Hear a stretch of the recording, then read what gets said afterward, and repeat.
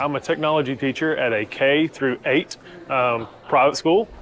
And so I teach everyone from kindergartners all the way up through 8th graders. We start them off with the basic electronic stuff, and we go all the way up through Lego robotics and those sorts of things. Rocket drones is clearly engineered with STEM as a broad scope in mind. I see lots of obvious applications for the sciences of things with your physics and all of your physical sciences working together. Obviously, they're drones, they're technology. That one's a no-brainer. But from an educational standpoint, you get to teach them about different perspectives, all the different sensors and the way they all feed together and build upon each other. And the math, math is the language of technology, so it's all there.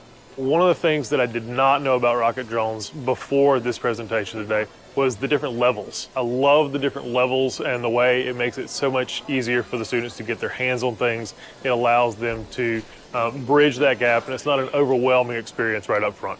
I love the fact that it slows things down for them and it lets them get oriented and really start to wrap their heads around the product.